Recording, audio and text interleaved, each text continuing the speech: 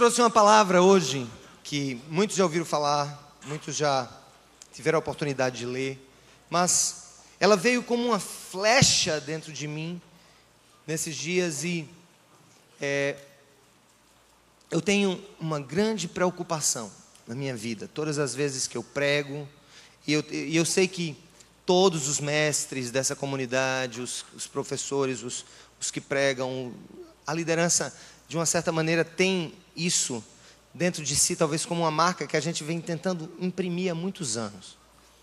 De um lado, nós não podemos apregoar uma teologia da prosperidade simples, barata ou comprada, mas por outro lado, nós não somos absolutamente pregadores da miséria, de uma vida que tem que ser triste para ser plena, ou tem que ser dura para que valha a pena. Fiz até poesia nessa hora. Mas a tentativa de equilibrar esses dois conceitos. Eu digo, Senhor, quando a gente chega no ano que passa, um novo ano, a gente quer ouvir uma palavra de ânimo e tal, e vamos lá, e vamos para frente, Deus vai estar conosco. É verdade. Mas, por outro lado, nós temos que, para prosseguir, muitas vezes, a nossa vida tem que ser como um estilingue. Deus tem que nos puxar e nos esticar para trás assim, e nos amassar em suas mãos, para que depois Ele solte e a gente voe. Tem muita gente que quer voar como uma pedra de um estilingue que não foi esticado. Vocês entendem o que eu estou querendo dizer? Ao mesmo tempo é que a gente deseja estar no topo da montanha. Ah, Senhor, me permite subir naquela montanha, de preferência de helicóptero, para que eu não precise escalar, para que eu não precise ter problemas no meio, para que eu não precise, sabe, colocar um martelinho aqui, outro ali, subindo e de repente achar que eu estou escorregando. E eu acho que esse texto é mais ou menos isso. É o trágico e ao mesmo tempo o gracioso juntos. É o feio e o belo juntos. São as duas faces da nossa vida. E eu creio que esse texto, ele pode servir de nós hoje como um impulso para frente, mas Deus talvez queira nos esticar um pouco para trás e nos amassar um pouco, enfim, esticar o estilingue, esticar a borrachinha do estilingue, para que a gente possa de fato voar alto. Esse texto encontra-se no Evangelho de Lucas, capítulo 15, versículo 11. Vocês conhecem muito bem esse texto, mas eu quero fazer algumas referências para que a gente parta dele. E hoje vocês estão mais livres, estão sem bússola, vão poder concentrar um pouco mais a atenção aqui na fala, mas eu aconselho você a escrever algumas coisas, se você tiver uma caneta ou um batom, ou qualquer coisa aí na mão, um lápis de olho, um rímel, né? Só não faça isso com o da sua esposa, deixe que ela mesma faça ou lhe empreste. Aliás, alguém está com a esposa aqui do lado?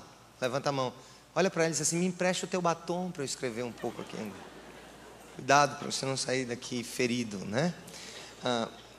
15, Lucas 15, a partir do versículo 11. Todo mundo viu? Todo mundo achou? Beleza, igreja?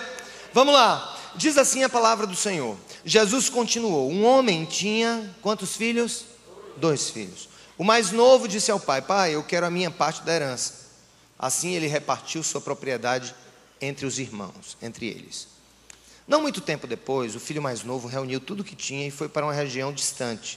E lá desperdiçou os seus bens vivendo irresponsavelmente. Depois de ter gasto tudo, houve uma grande fome em toda aquela região. E ele começou a passar necessidade. Por isso, foi empregar-se com um dos cidadãos daquela região, o que o mandou para o seu campo, a fim de cuidar de porcos. Ele desejava encher o estômago com as vagens de alfarrobeira que os porcos comiam, mas ninguém lhe dava nada. Caindo em si, ele disse, quantos empregados de meu pai têm comida de sobra e eu aqui morrendo de fome? Eu me porei a caminho e voltarei para o meu pai e lhe direi, pai, pequei contra o céu e contra ti. Não sou mais digno de ser chamado teu filho. Trata-me como um dos teus empregados. A seguir levantou-se e foi para o seu pai. Repita isso comigo, versículo 20. A seguir levantou-se e foi para o seu pai. Estando ainda longe, seu pai o viu, e cheio de compaixão, correu para seu filho e o abraçou e beijou. O filho lhe disse, pai, pequei contra o céu e contra ti, não sou mais digno de ser chamado teu filho. Mas o pai disse aos seus servos: depressa, tragam a melhor roupa e vistam nele. Coloquem um anel em seu dedo e calçados em seus pés. Tragam um novilho gordo e matem-no. Vamos fazer uma festa e alegrar-nos. Pois esse meu filho estava morto e voltou à vida. Estava perdido e foi achado. E começaram a festejar o seu regresso. Enquanto isso, o filho mais velho estava no campo. Quando se aproximou da casa, ouviu a música, a dança, então chamou um dos servos e perguntou-lhe o que estava acontecendo. Esse lhe respondeu: seu irmão voltou e seu pai matou o novilho gordo porque o recebeu de volta, são e salvo. O filho mais velho encheu-se de quê, queridos? De ira, e não quis entrar. Então seu pai saiu e o quê? Insistiu com ele. Beleza. Temos aqui uma história muito conhecida. 3 personagens, um pai, 2 irmãos, o mais velho, o mais novo. O mais novo, ele vai e naquele momento, ele chega para o seu pai e diz: pai, eu quero parte da minha herança. Ao pedir a herança, algumas coisas estava querendo dizer para o pai naquela hora. E talvez seja algumas coisas que a gente diz para Deus, ainda que sem usar palavras. Atitudes. Primeira coisa que ele disse ao pai muito claramente naquele momento: pai, estou de saco cheio de viver aqui. Segundo, no mínimo ele disse: olha, eu quero ganhar o mundo, eu quero ter independência, eu não quero viver dependendo de ti, dependendo do teu cuidado, dependendo do teu senhorio sobre a minha vida, não quero estar dependendo da tua sabedoria sobre mim, eu quero exercitar a minha própria sabedoria.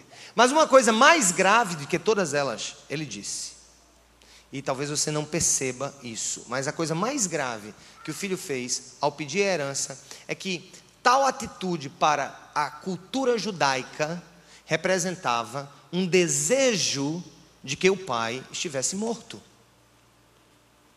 Na cultura judaica, você desejar a herança do seu pai é desejar que ele morresse, para que você pudesse usufruir daquilo que o seu pai tinha. E, de algumas maneiras, nós vemos pessoas que vivem um pouco essa realidade hoje em dia. Mas, eu quero olhar para a vida do filho pródigo sobre 2 perspectivas. A primeira perspectiva é a perspectiva do ano de 2011. E a segunda perspectiva é a perspectiva do ano de 2012. Eu quero pegar esta parábola que Jesus utilizou para ensinar muitas coisas ao povo, para aplicar na nossa vida hoje. Que nós temos sim atitudes que precisamos deixar aqui hoje como sendo atitudes do ano de 2011.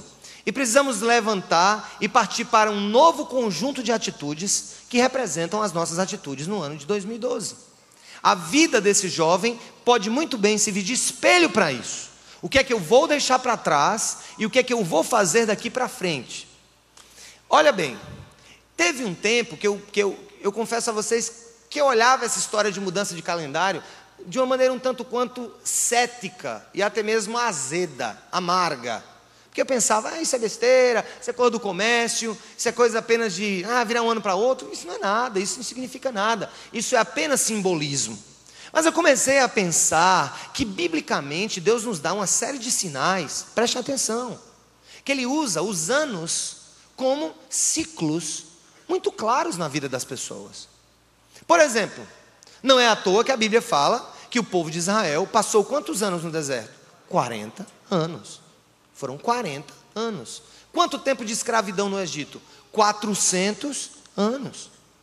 Quantos foram os anos de vacas gordas lá no Egito? 7 anos. Quantos foram os anos de vacas magras? 7 anos. Nós observamos que a contagem do tempo e os anos servem sim para nós como um projeto de reflexão pessoal. Gente, sob o ponto de vista astronômico, não astrológico, uma diferença entre astronomia, que é ciência, e astrologia, que é adivinhação,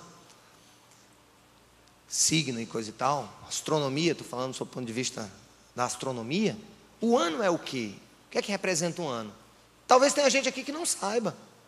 Você talvez saiba que o dia é quando a Terra gira em torno do seu eixo, com relação ao Sol, e aí não é o sol que se mexe, é a terra que se mexe, e a terra gira, e aí o que é que acontece? Depois de um giro completo, foi-se um dia.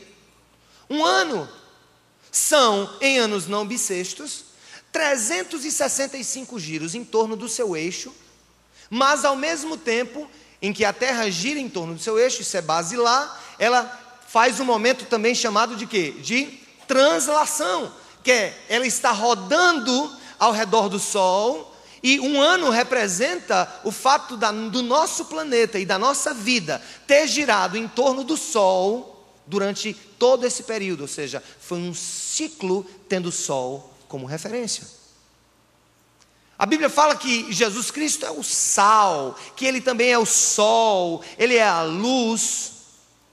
Podemos dizer então que a nossa vida com Deus, ela passa por ciclos. E eu não quero falar desses ciclos sob o ponto de vista reencarnacionista, porque isso não é bíblico.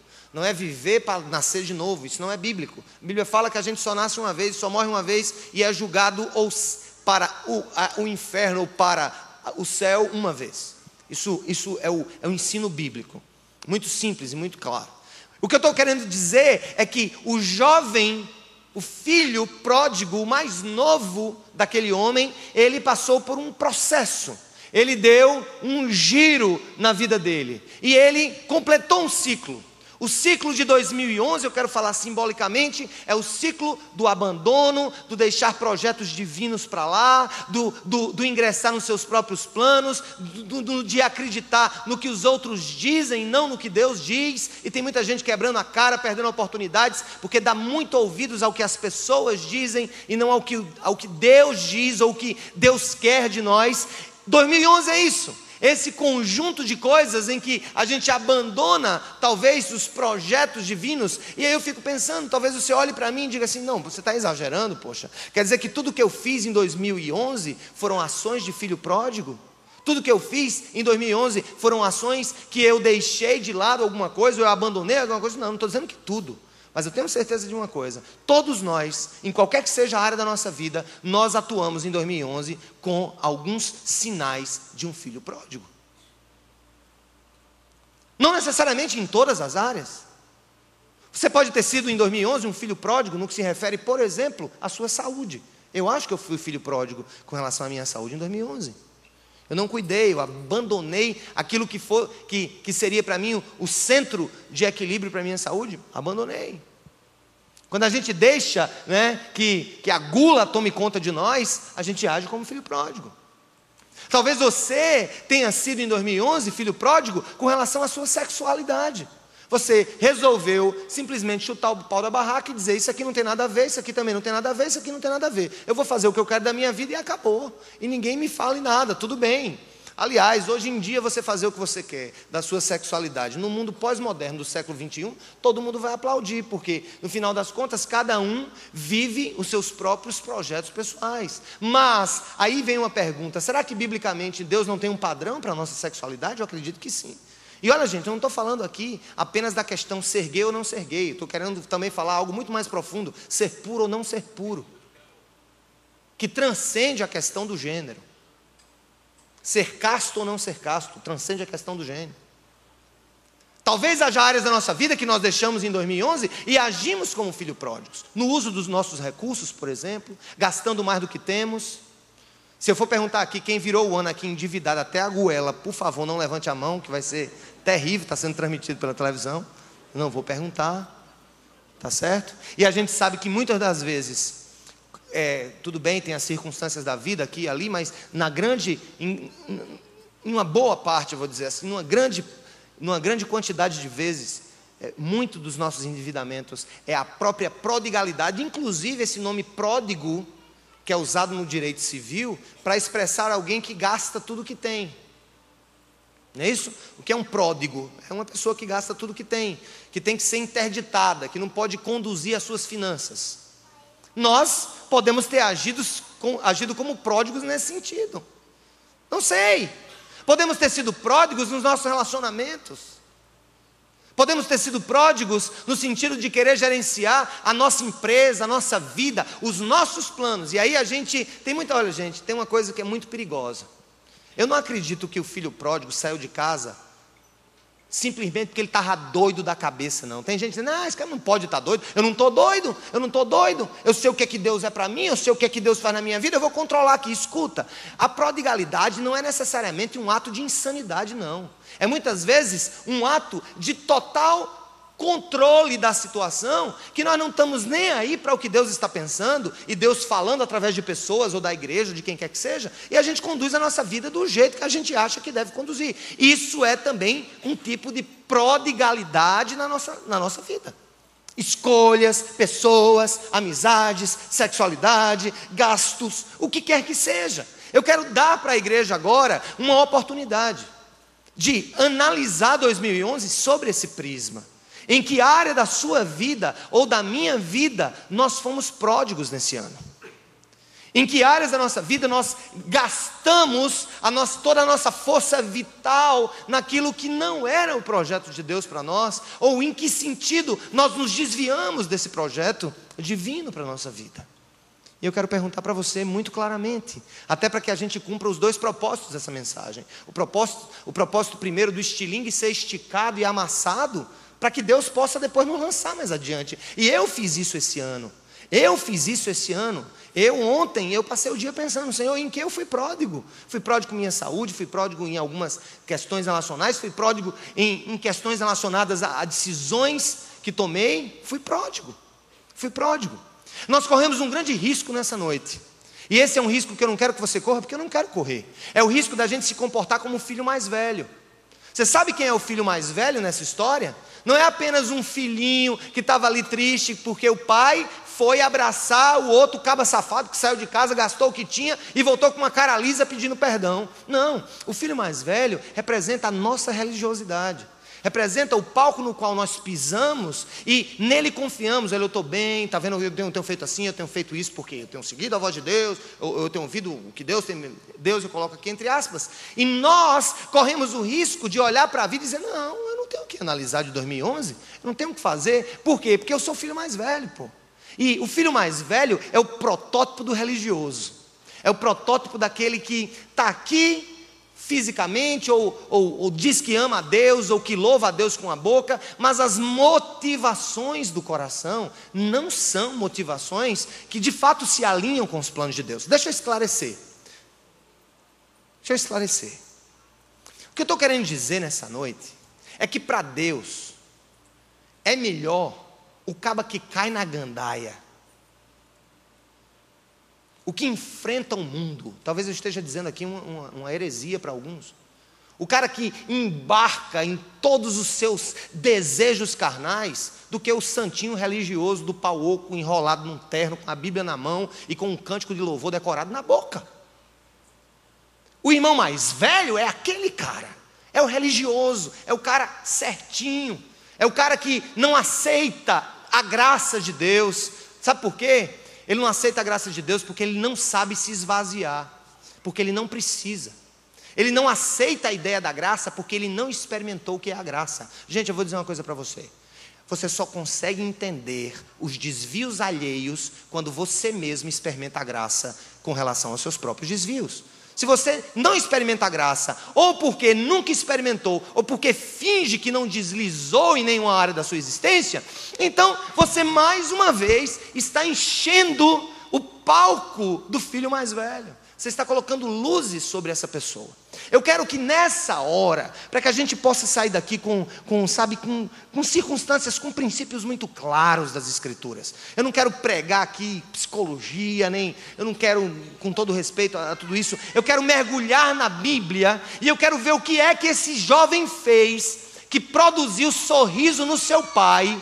O que foi que esse jovem fez, que produziu alegria no coração do seu pai. É isso que eu quero que a gente entenda nessa hora. O que é que este jovem fez que produziu alegria no seu pai? Vamos lá, eu quero dar 2 minutos a você, para que a gente faça silêncio agora, e para que a gente faça uma reflexão. Uma pequena reflexão. Eu vou tocar uma canção aqui, e eu quero que você por 2 minutos, feche os seus olhos.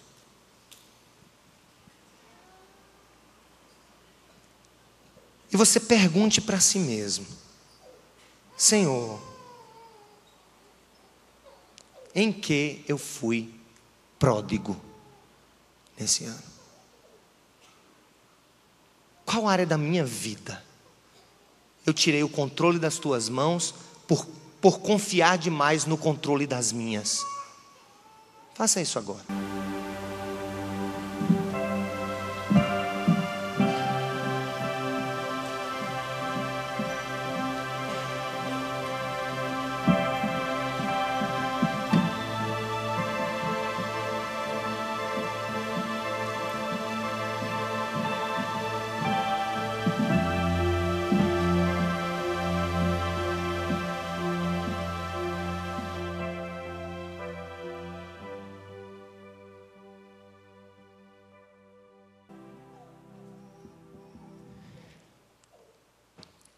Naquela hora, houve um réveillon existencial. Uma passagem, uma mudança de ciclo. Se você pensou em que áreas da sua vida você foi pródigo esse ano, que áreas da sua vida você tirou das mãos do Senhor, eu quero que a gente agora reconstrua. Deus esticou, talvez eu tenha tocado hoje, ou Deus tenha aqui me usado para tocar em algumas áreas difíceis na sua vida. Mas eu estou contente por saber que o estilingue foi puxado. Mas nós precisamos que ele puxe mais. E nós temos aqui, gente, 4 coisas que aquele jovem fez, que se nós fizermos, nós vamos encontrar a verdadeira alegria, a verdadeira felicidade, e vamos produzir alegria em Deus. Alegria, nem sempre alegria naqueles que nos cercam, porque a volta do filho mais novo não produziu alegria no coração do filho mais velho. Sabe por quê? Porque aquilo representava algo que ele não conhecia e que ele não tolerava. É muito comum, às vezes, na própria vida da igreja, entender a volta de pessoas lá do mundo que vieram para a igreja, ou a conversão de alguém com olhos de dúvida, com olhos fulano era um assassino, se converteu, que coisa é essa? Você só vai entender isso quando você experimentar isso. Quando você experimentar essa mudança, esse réveillon, essa mudança de ciclo na sua vida. E aqui o jovem mais novo, ele passou por um estágio. E o primeiro estágio eu vou falar para vocês agora. Se você quer escrever, quer ter sucesso, se você quer ter sucesso na sua vida, eu vou dar a primeira dica. Essa é quente, é bem quentinha, saiu do forno agora. E eu vou dizer a você como é que se chama esse primeiro passo. Me escute. Aprenda a desvendar o código da autocrítica. Repita comigo. Eu preciso aprender a desvendar o código da autocrítica. Preste atenção. Olha o que é que o jovem fez. No versículo, depois que ele foi comer comida de porco, ou melhor, desejar comer a comida de porco, e nem isso ele tinha. Olha o que é que acontece no versículo 17, no início. Caindo em si. Olha aí o versículo 17 do texto. Depois que ele foi para o buraco, depois que ele estava ali no abismo, caindo em si. Escuta, ele caiu em si. Primeira coisa que aconteceu com aquele jovem foi cair em si. Foi desvendar o código da autocrítica. Eu estava lendo o Código da Inteligência do Augusto Cury, e eu não quero utilizá-lo como base teológica, porque não é esse o objetivo dele, mas quero usar essa afirmação que eu vou dizer aqui, com a finalidade de mostrar que a própria psicologia, que as novas teorias, ou especialmente a teoria da inteligência multifocal, que foi desenvolvida por Dr. Augusto Cury, ela rende-se a um princípio bíblico de milênios. Ele acabou de escrever um livro muito interessante, o Código da Inteligência, e ele fala de alguns códigos que nós temos que desvendar na nossa vida. E um deles, ele fala exatamente do código da autocrítica. Sabe o que é que ele diz? Ele diz, olha, nós fomos criados ou pelos nossos pais, ou pela vida, ou pelo mundo, para nos sentirmos gigantes e heróis. E quando um herói se sente herói, quando um gigante se sente gigante, quando um homem se sente grande, ou quando nós nos sentimos importantes ou senhores de nós mesmos, sabe o que é que acontece? Nós cegamos ao desvendar do código da nossa autocrítica. Sabe por quê? Porque gigante não foi feito para cair, herói não foi feito para ser vencido, e os que são grandes não estão preparados para serem pequenos. Gente, o mundo está vivendo com essa lógica, onde quer que você vá. Ninguém aprende a ser outra coisa a não ser grande, gigante e herói. E se você não é herói pelas suas forças, alguma maneira vai ser encontrada para que você se transforme em um herói. O que quer que seja. Alguém vai lhe dizer isso? O que é que os livros de... Porque eu não sou contra a autoajuda, embora eu prefira a ajuda do alto, né? Mas o que é que a autoajuda muitas vezes faz? Ela aponta para um gigante que já morreu. Ela tenta nos fazer enxergar a respeito de nós uma coisa que nós não somos mais. Muitas vezes o exercício da autoestima, ou seja, o pensamento positivo, a autoestima, ela me leva a voltar a me ver como herói. Voltar a me ver como gigante. Esse é o objetivo da autoestima.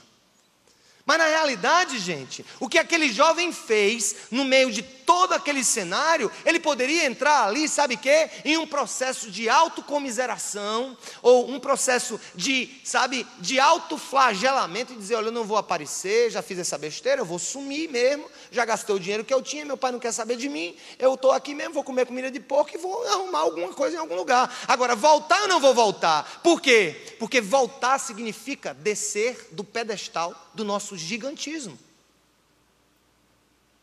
O grande problema que nós temos nos nossos relacionamentos, casamento, em tudo, gente, em tudo. O desvendar o código da autocrítica é um conceito da psicologia, inteligência multifocal de Cury. Mas eu usei esse termo porque eu achei extremamente interessante, que ele diz o seguinte, isso, que nós não fomos criados para nos ver como miseráveis, como pessoas que muitas vezes enfraquecem, não ver as nossas mazelas, não ver os nossos erros. Por quê? Porque a sociedade está preparada para esse fim. Quem são os nossos ídolos? Me diga quem são os nossos ídolos. Eu vou dar uma prova para vocês. O que é que o brasileiro consome hoje de cultura popular? Veja a letra das canções que nós consumimos hoje. Tem um problema aqui com banda de forró. Deixa os bichinhos para lá, eu não estou querendo... Eu só quero que a gente analise o que é que a gente está consumindo. Esses são os nossos heróis. Nós perdemos a capacidade da autocrítica. Peraí, eu estou comendo isso mesmo? Eu estou comendo esse conteúdo? Eu estou comendo essa tese? Por quê? Porque nós estamos sendo transformados em gigantes de vento. Estão enchendo o nosso peito, estão enchendo, sabe, os nossos heróis perderam aquele sentido do cara que tem suas fraquezas, que sabe, gente, eu acho que está faltando mais criptonita no nosso processo de autoendeusamento. A gente tem que se encontrar como super-homem com um pouco de criptonita. E eu vejo a criptonita ali naquela história de super-herói, eu vejo até com um certo sentido teológico. Deus mostrando o seguinte, que se existisse herói de verdade, o herói de verdade nunca seria fraco em nenhuma área da sua vida. A criptonita do super-homem, o que quer que seja do outro super-herói, e aí vem quem gosta mais dos desenhos da Marvel e poderia me ajudar nesse sentido, mas não há super-heróis.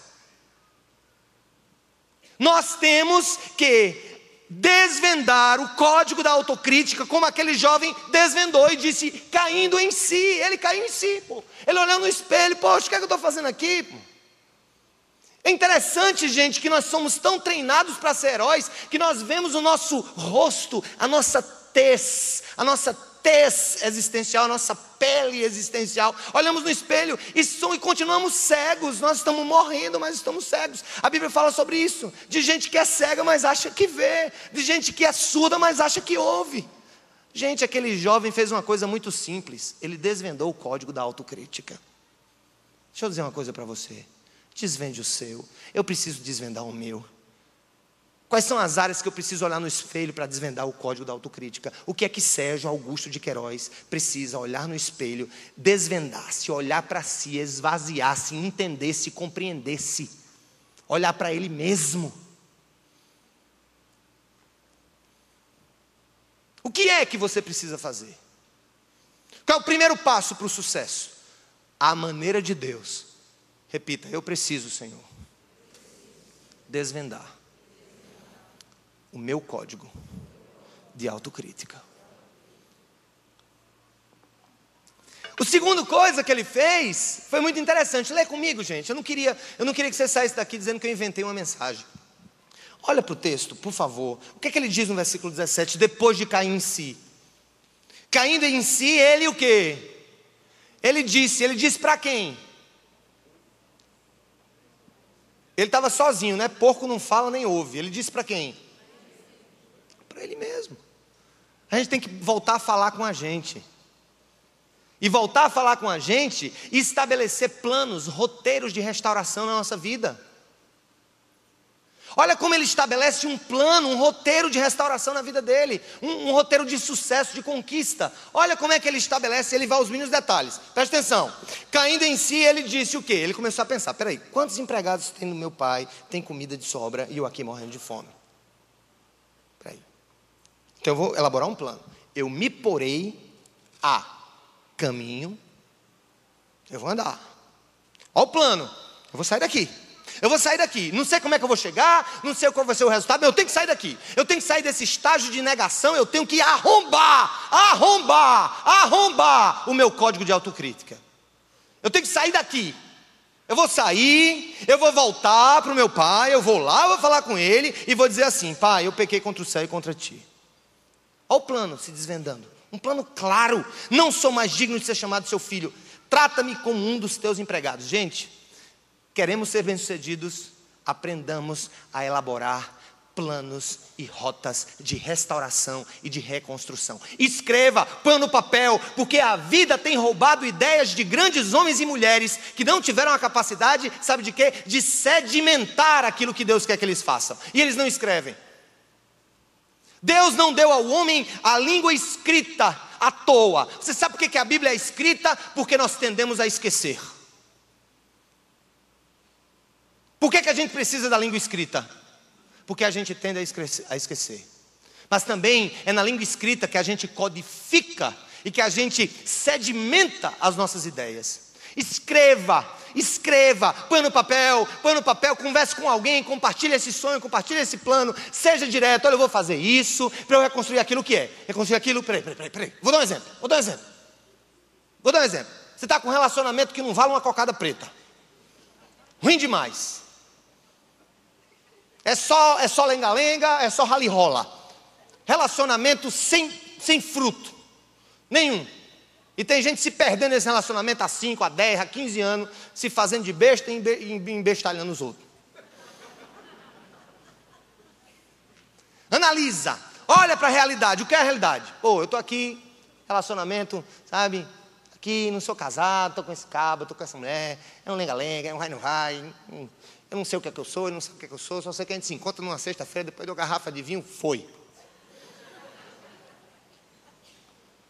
Faça um plano, meu filho. Cai em si, refaça. Deixa eu dar uma ideia para vocês aqui, uma informação, não é uma ideia. Saulo está ali me ouvindo com uns olhos desse tamanho. Ele pode testificar do que eu vou dizer agora. Nós cuidamos de dependentes químicos há 5 anos. Há 5 anos, mais ou menos. Mais diretamente, né, Saulo? 4, 5 anos. Que a gente se interessa pelo tema tem 7 anos. Agora, Cidade Viva, Casa de Recuperação, é quase 5 anos. As pessoas que chegam aqui, que entram naquela sala para fazer a anamnese, a primeira entrevista, eles chegam e dizem: rapaz, você está aqui porque... Estou aqui porque minha mãe me trouxe.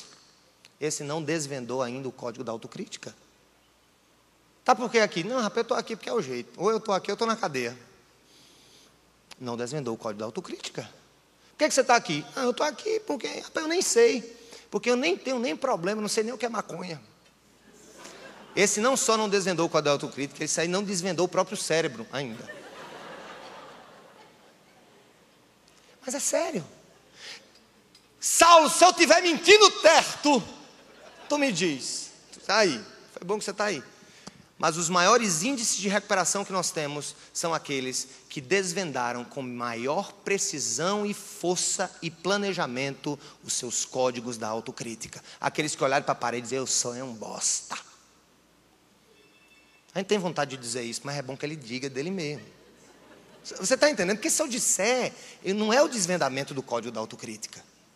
Ele tem que olhar e dizer assim: eu sou uma porcaria. Eu estou aqui, estraguei minha vida, da minha mãe, do meu pai. Você que está me ouvindo aí, acabando com a vida da sua mãe, rapaz. Não deixa eu chamar de caba safado, não. Vá no espelho agora e se chame. Faça isso, desvende o código da autocrítica. Entenda-se, aquele jovem olhou para si, ele disse: poxa, chega! Eu não aguento mais, chega. E aí ele fez um plano. Faça um plano. Como é que você vai acabar aquele relacionamento? Olha, isso é o seguinte, assim, eu vou orar. Não oro muito não, porque tem gente que diz que vai orar só para não fazer o que precisa fazer. Vou orar. Para de orar. Ora um pouco. Aí você vai ligar e vai dizer: rapaz, olha, desculpa aí, me perdoa por ter usado o teu corpo e por você ter usado o meu corpo, mas nosso relacionamento não está indo para nada, não vai chegar em canto nenhum. Tu é casado, ou eu sou noiva, ou tu não quer saber de mim, ou eu não quero saber de ti. Rapaz, com todo respeito, tchau, até logo, entendeu? Deus te abençoe, que tu possas reconstruir a tua vida. Faça um plano, meu amigo. Faça um plano detalhado do que você tem que fazer na sua vida, porque não, Deus não vai mandar um planinho detalhado e vai jogar no seu colo, não. Faça um plano. O cara disse: eu vou me levantar daqui, porque meu pai tem empregados, ele vai cuidar de mim, e eu vou sair daqui, eu vou chegar lá, eu vou no caminho, e eu vou dizer a mais ainda, eu vou dizer assim. Escute, tem muita gente que está perdendo processos de restauração, processos de vida, complicando mais ainda as suas vidas, porque não estão codificando com palavras certas aquilo que os seus sentimentos precisam dizer, com clareza, com amor e com muita atenção e com muito tempero. Vou dar um exemplo. O jovem ensaiou até o que dizer ao pai: papai, seguinte, eu pequei contra o céu, pequei contra ti. Você sabe o que é que mais chateia uma pessoa que é ferida?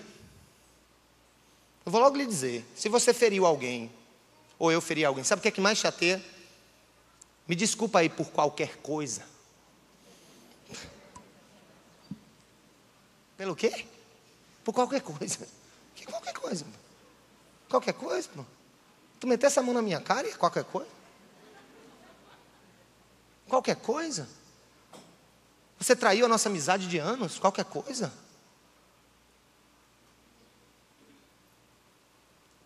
Eu sei que vocês querem ser vitoriosos em 2012. Sim ou não, gente? E eu estou falando de vitórias muito mais amplas do que simplesmente vitórias econômico-profissionais ou o que quer que seja. Então repita comigo: eu preciso desvendar o código da autocrítica. Eu preciso ter um plano claro e bem definido para a minha restauração e para a minha conquista. Terceiro, de plano, as gavetas do mundo estão cheias.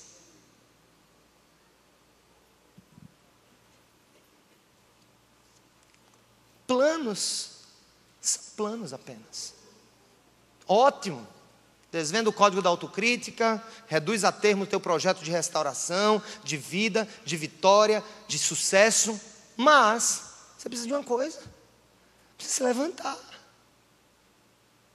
Você precisa parar de planejar. E eu vou até dizer uma heresia: você precisa parar de orar. Cheguei para um amigo meu, cabo da família: rapaz, problemas. Rapaz, está claro, cara, pula desse barco, resolve esse problema. Vou esperar em Deus em oração. Está lá, sentado com os porcos e orando. Vou orar. Meu amigo, a Bíblia diz que aquele sabe o que tem que fazer e não faz, comete pecado. Quando a gente planeja com base na revelação divina e não age de acordo com ela, a gente está pecando contra Deus. Levante-se. Haja, chegou 2012, alô? Deixa aquela mulher, rapaz. A sua esposa não, a outra.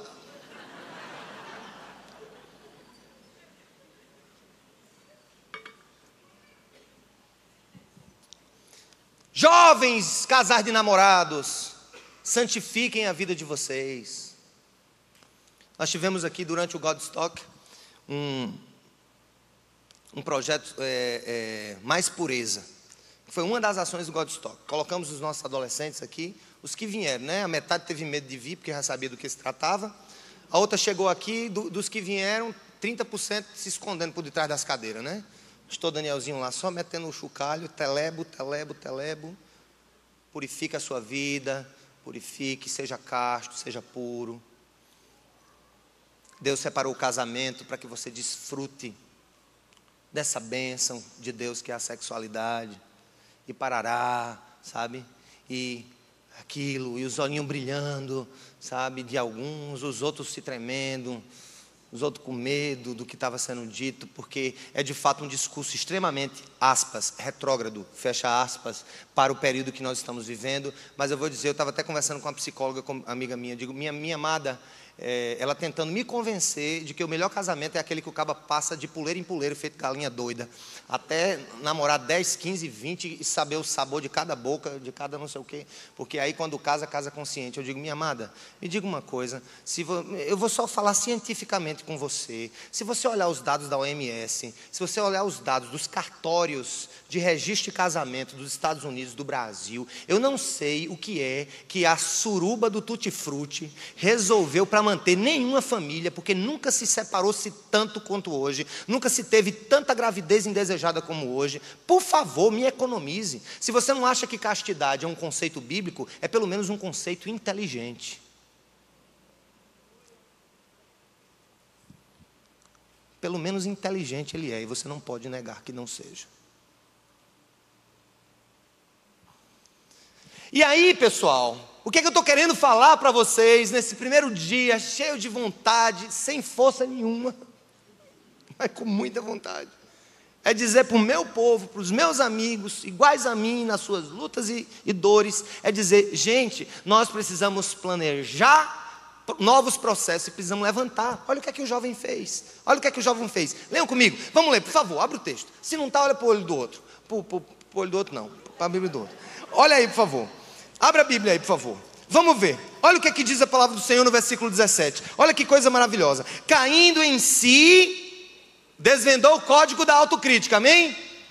Está claro aqui? Segundo ponto. Quantos empregados do meu pai têm comida de sobra e eu aqui morrendo de fome? Eu me porei a caminho e voltarei para o meu pai e lhe direi, pai, pequei contra o céu e contra ti. Não sou mais digno de ser chamado teu filho. Trata-me como um dos teus empregados. Ele fez o quê? Um plano claro para restauração, para a reconstrução da vida dele. Mas até aqui era plano.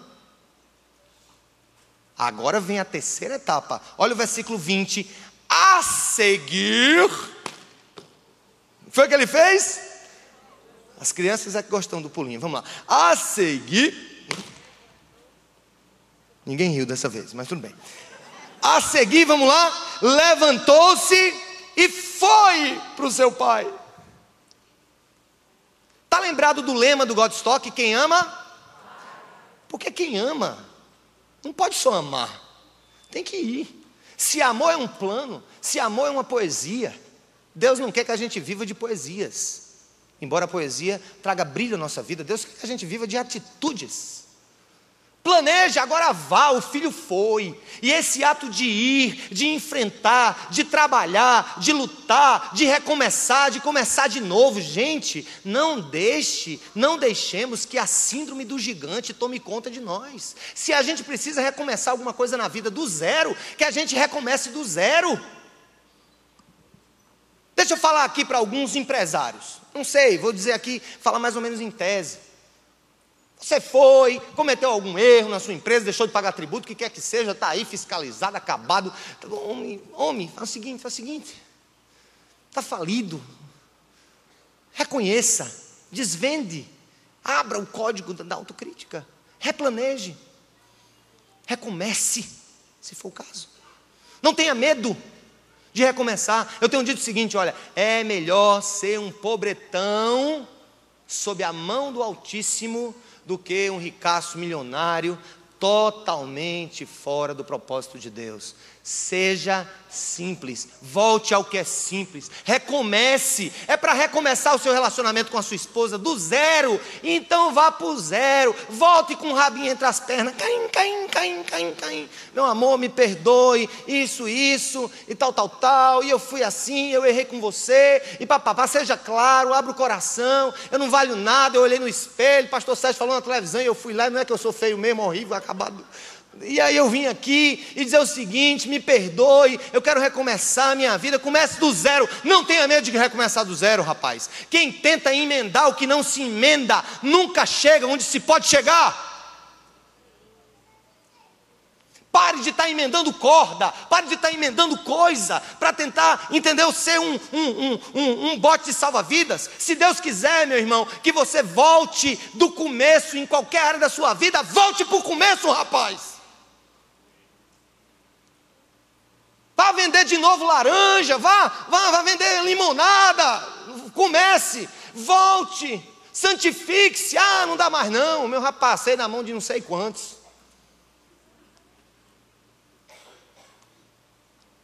Volte à castidade, volte à pureza, mulher. Começa do zero a tua vida. Começa do zero diante de Deus. O Senhor está aqui, uma mulher, como uma mulher samaritana que tinha tido 4 maridos, a outra que lavou os pés dele, também prostituta conhecida, outra ia sendo apedrejada. Esse é o exemplo. O que o Senhor está querendo é o recomeço, a reconstrução. Quem está em Cristo, nova criatura é, as coisas velhas se passaram, eis que tudo se fez novo. Não que eu tenha alcançado ou que seja perfeito, disse Paulo, mas uma coisa faço, esquecendo das coisas que para trás ficaram, prossigo para as que estão diante de mim, em busca do alvo da suprema vocação de Deus em Cristo Jesus. É isso que Paulo diz aos Filipenses. Vamos levantar, vamos recomeçar. O que precisa recomeçar?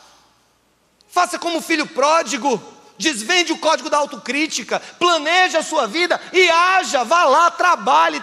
Olha, o fato de levantar, meu irmão, é trabalho. E dá trabalho, olha, reconstruir dá trabalho, voltar para casa dá trabalho. E aí vem uma série de coisas, não é só voltar para casa, é qualquer coisa que Deus quer que a gente construa, tem que dar trabalho.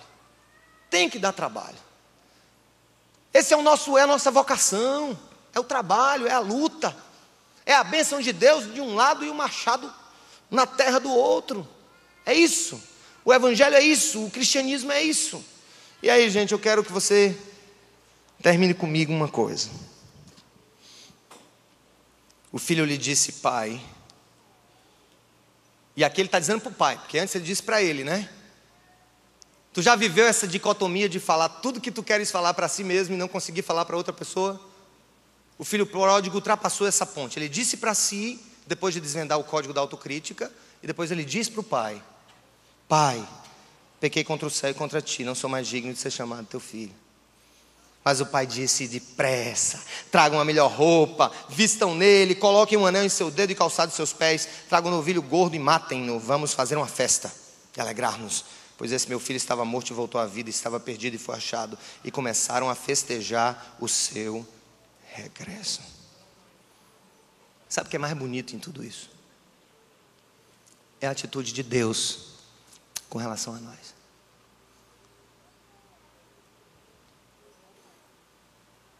Quando ele chegou para o pai, a Bíblia diz que o pai já viu de longe, né?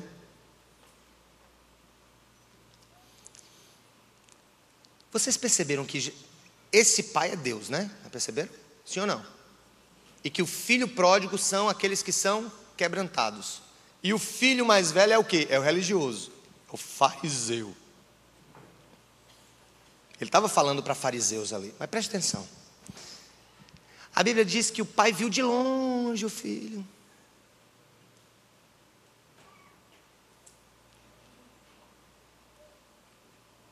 A Bíblia diz que Deus, embora seja excelso, atenta para o humilde. E aqui humilde não é o pobre não é nessa, porque tem muito pobre arrogante. O humilde de coração. Mas aí ele completa. Quem completa comigo? Mas o soberbo, ele conhece de longe.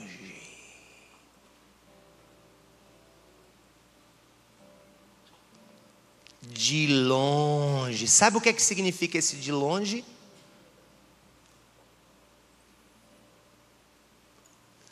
Deus é um Deus tão bom que antes da gente chegar onde a gente se propôs a chegar, Ele já sabe o que nos levou até lá.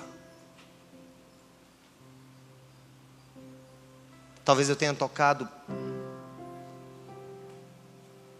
duramente sobre feridas nossas, mas uma coisa é real. Quando o filho chegou e começou a falar: pai, pequei contra os céus e contra ti, o pai já sabia. Ele nem prolongou a conversa. A gente prolonga a conversa, né? Por que você fez isso, seu cabo safado? É porque nós não lemos o coração de ninguém, não é verdade? Mas Deus lê o teu coração e o meu coração. Sabe o que é que significa isso? Que quando o réveillon da nossa vida acontece, a virada, o ciclo, mais uma translação acontece na nossa existência. E ali o código da autocrítica é totalmente desvendado, novos projetos de vida são estabelecidos e nós nos levantamos para agir. O coração de Deus já se alegra, porque antes de chegarmos lá, Ele já sabia o que estava dentro de nós. Tem um salmo que fala disso.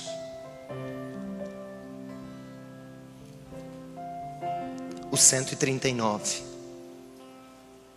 Senhor, Tu me sondas e me conheces.